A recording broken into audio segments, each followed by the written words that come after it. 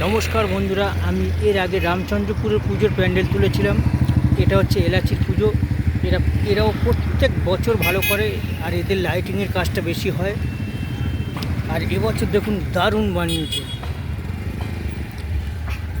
যারা আসবে তাদের সবারই ভালো লাগবে।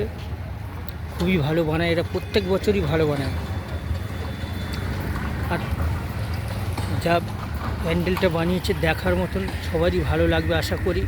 আপনারা সবাই আমার ভিডিও দেখে আসবেন, ওনাদের পুজো প্যান্ডেলে দেখতে আসবেন, আশা করি ভালো লাগবে।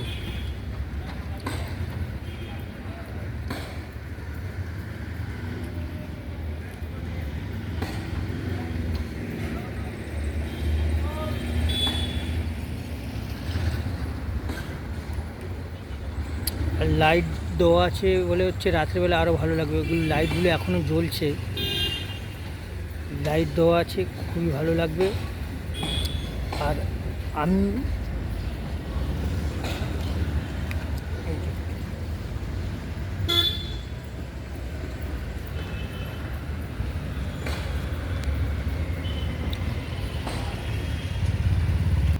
আর এই প্যান্ডেলের ওতে অনেক কিছু ব্যবহার করেছে। শাল পাতা, তারপর ড্রাই যে গাছের পাতা হয় সেগুলো এর সঙ্গে ব্যবহার করেছে, পাকাটি ব্যবহার করেছে, অনেক কিছু ব্যবহার করেছে।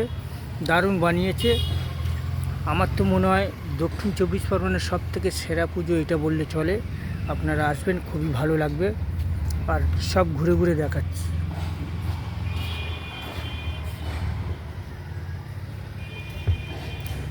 এতে ঝুনুকও ব্যবহার করা হয়েছে, শালপাতা, ড্রাই ফুল, তারপর অনেক কিছু ব্যবহার করা, ভুট্টার ছাল, অনেক কিছু ব্যবহার করা হয়েছে এই প্যান্ডেলে। আর আপনারা এইভাবে দেখতে আসবেন, খুবই ভালো লাগবে। এবারে আমি প্যান্ডেলের ভেতরে ঢুকছি।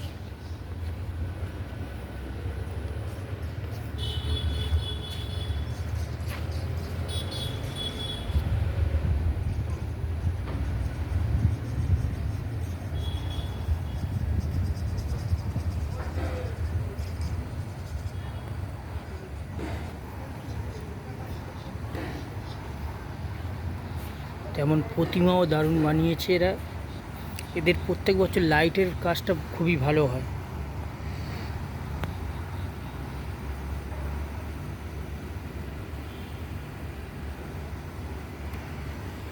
আর এখন যেহেতু লাইটগুলো বন্ধ আছে বলে, আমি যেহেতু এখন দুপুর 12টা বেজে গেছে, লাইটগুলো বন্ধ আছে বলে ভালো লাগছে। কিন্তু লাইটগুলো যখন জ্বলে রাতের বেলা খুবই ভালো লাগে।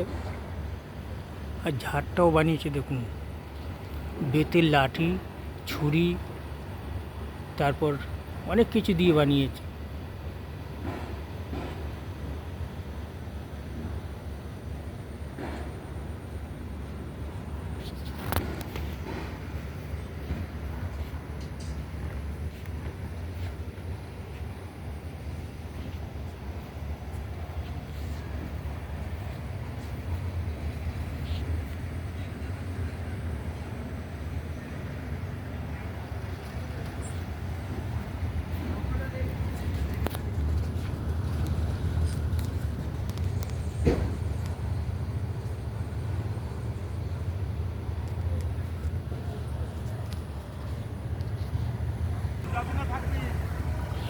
আর এই ভিডিওগুলো, সুন্দর সুন্দর ভিডিওগুলো দেখুন আপনারা।